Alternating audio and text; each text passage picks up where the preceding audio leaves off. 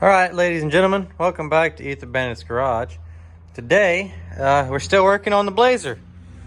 First time in a minute we've had more than one video of the same topic in a little bit in a row. So, last episode, y'all saw that get put in there and crank. But since then, I've gotten a little bit of the little piddly stuff back.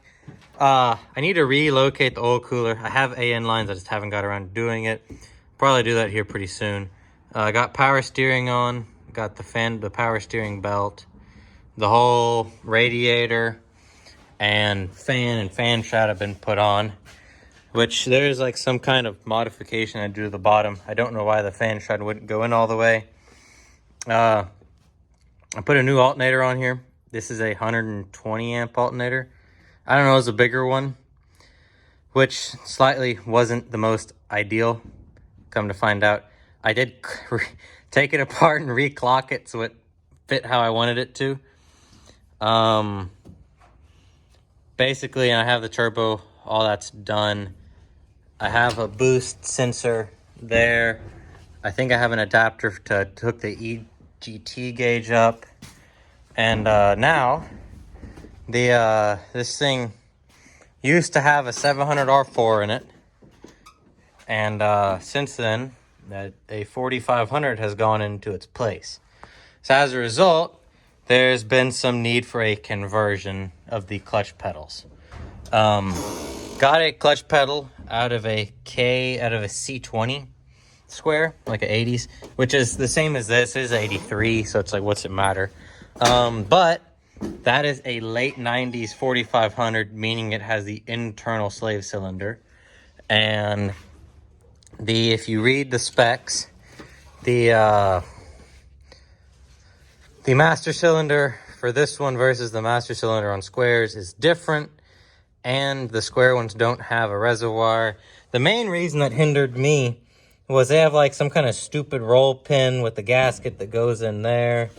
And yeah, I got brake fluid everywhere bleeding this. So that led me to wanting to put a late model OBS Chevrolet Master in here. But stupid thing like cam locks in there. So I cut the factory cam lock out of a OBS at Junkyard with the Sawzall. And then I made it that small and I welded me a piece of pipe. My welds look horrible on that because I had tacked it on there for proof of concepting. Tacked it together and then tacked it to the piece of pipe and then tacked it to the firewall. Well, I got it and I'm like, man, that works really well. Like, I'm not even going to break it off. I'll just weld it the way it is. Big mistake. Take it off, weld it, and then try to weld it to the firewall. But got to work with what we got. And then also, whenever I was bleeding it, I had some issues with my master actually bleeding out. But I took it off and I tilted it up and got all the air bubbles out of the master. And now we have a very nice even clutch pedal that does require some resistance. Let me get a light because there was some very interesting engineering done down here. So the reason it's angled down, I know it's less than ideal, but that's how the factory square body ones are. But on this one, I had to lengthen it because that's for an OBS. And so I just welded I cut the rod in half, welded a nut on either end, cut me a piece of threaded rod, whatever length I felt. And I did actually have to shorten that one 2 or 3 times. Then I threaded it into either end and there's a double nut on either one. So that way the threaded rod can't walk out. If, whenever the time comes that I feel that it's perfect and I like it, I could weld that. But honestly, I have faith in the double nutting. Now I need to put the steering column back in and put a seat in it, and this should drive because this is our switch for the glow plugs, which battery is disconnected right now. I mean, everything works as of right now. The clutch should work, so we're just gonna have to see what happens. Let me put the column back in, and we'll let y'all know when that happens. All right, so ended up getting the clutch working. Got it bled. Got the column put back in. put the seat in even. And I went and drove it. So I didn't realize it, and I have not confirmed, but I think it's been confirmed for me. This Blazer has 308 rear gears, which for none of the gearheads out there, for the gearheads that don't, for people that don't know, 308 gears means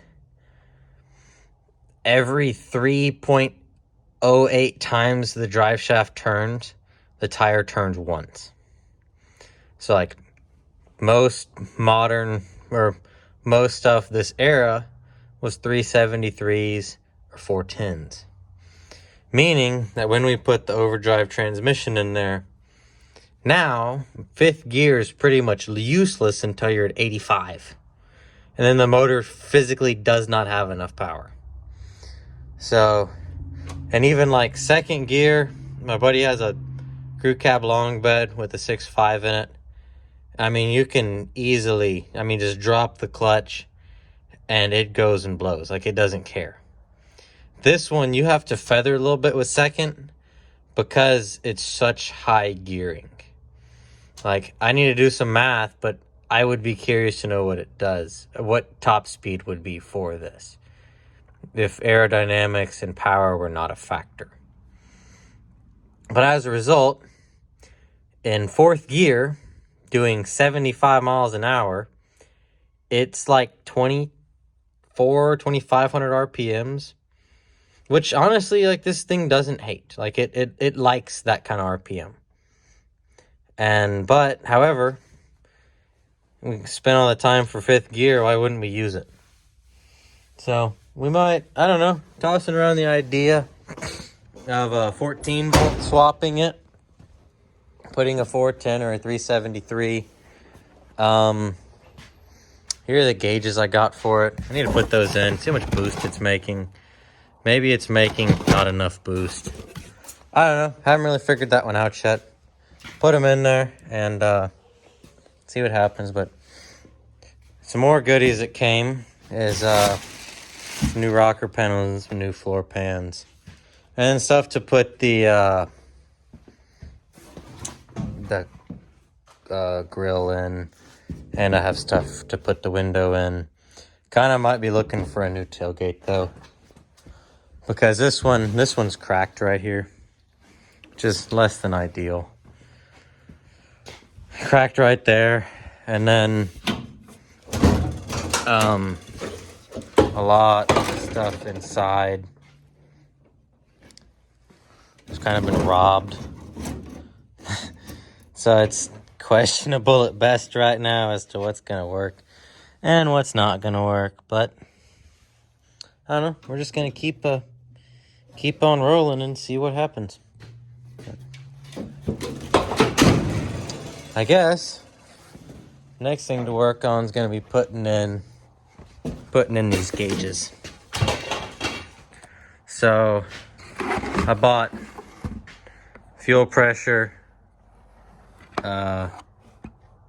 EGTs, and boost. And these are Glow Shifts max tow gauges, I believe they call them. Supposed to be a little bit better gauge. They're all electronic. And then also, I picked up one of these diesel tachometers with the adapter, wherever that is. This adapter right here. So that way we can run it off the tachometer. Kind of curious to get into all that. I already have my boost sensor in it. I haven't really figured out what I'm going to do with fuel pressure and pyro. It already has it had a pyro in it before. You can see that little bung right there. But the only issue is those threads are bigger than these threads for the one that they give you. But I think I got an adapter for it. I don't know. We're just gonna have to see. Yes, I know I need to route my oil cooler Just haven't got around to making the lines yet. Kind of just been, I enjoyed driving it around a little bit today. Can't decide between 373s or 410s. I'm thinking 373s, but my thing is I kind of want to lift it up a little bit and put a little bit of a bigger tire underneath it. So 410s would be more ideal if I did that, but who knows. But even with this seat being all clapped out and this cushion missing and foam missing, it's still a very comfy seat. Chevy had it figured out in the 70s and 80s, is all I gotta say.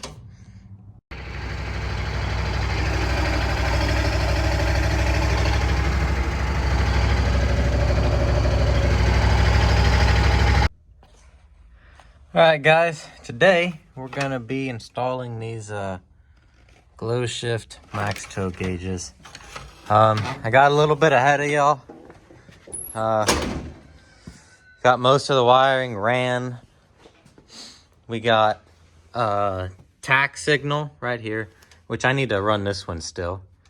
Tack signal, and then right here we have our thermocouple for the EGT bung. And then we have our boost sensor. And I haven't hooked up fuel pressure yet. I haven't really figured out how. I think I'm just going to tee into the fuel line because it's really not a good spot. The filter is not a good... I want to have it after the filter. So if the filter gets plugged up, I'll see a drop in fuel pressure. Like, I want to change fuel pressure.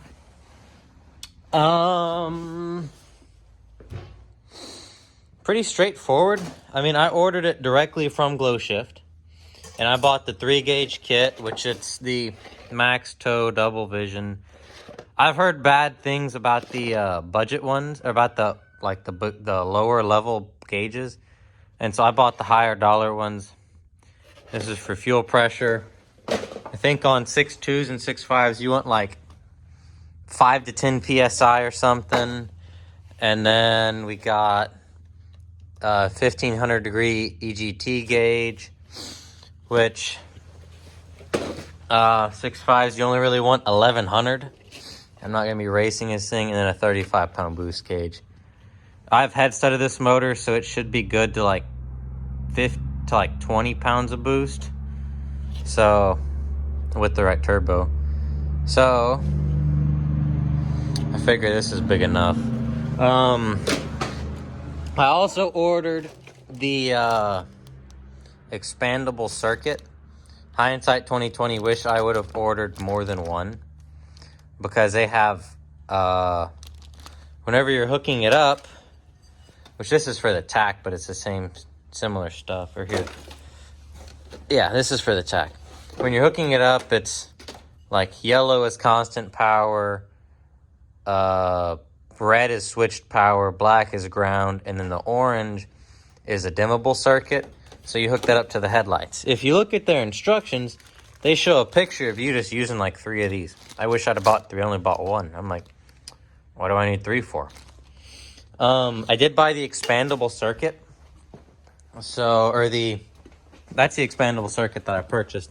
But I bought the daisy chain for these gauges because I also bought a pillar. And this just gives power to all 3 of them with 1 wire.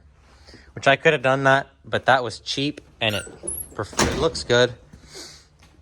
And then I have the 3 gauges ran through the same cable the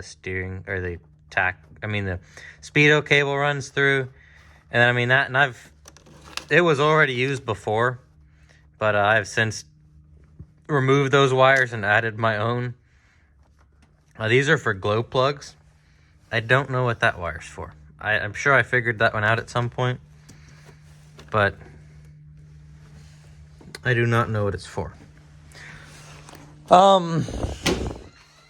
Yeah.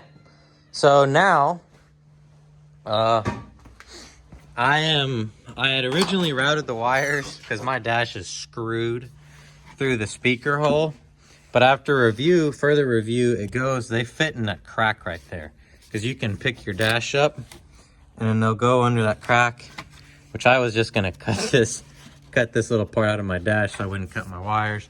I'm sure whenever I get a new dash, it's going to be done nicer. But for now, we don't care about this dash. So we're gonna make it look pretty and for sure not be able to cut our gauge wiring. I did also buy a diesel tachometer, which is around here somewhere, I think. Yeah, so this one is like, it only goes to 5K, and then it's similar to the other ones. The green wire is your signal wire. Some diesel tachs, like on late model 6.5s, they will have it in the alternator, but I didn't have one in the alternator, so I bought their diesel tach adapter. We're gonna try that out. Never really heard much about these, so I figured I could try them out. And I'll let y'all know how everything goes. I need to hide this wire still. But yeah. So I guess I still need to hide all the wires and hook these up, which I was just going to use my expandable circuit, plug it into there. I mean, this is the EGT probe, fuel pressure, and boost, and I was just going to tuck these wires up under the dash, call it good. But we'll let you know how that goes here in a second whenever I power these bad boys up. Alrighty guys, so we got them in there. This thing fits tolerably. I mean, it could fit a little bit better, but for what I paid for it, I'm not upset. So we got the gauges in. I don't have fuel pressure hooked up because I don't have the sensor hooked up, so I just have it unplugged. So let's see if this bad Larry will crank. Oh, gauges work. Glow plugs.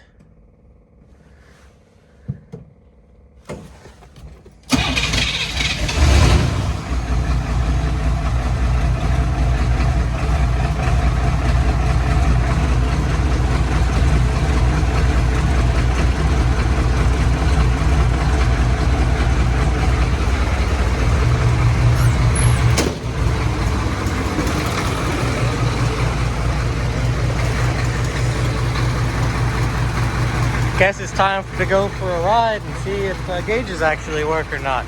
Which it looks like pyro's working, but I'm curious to see if this thing's making any boost.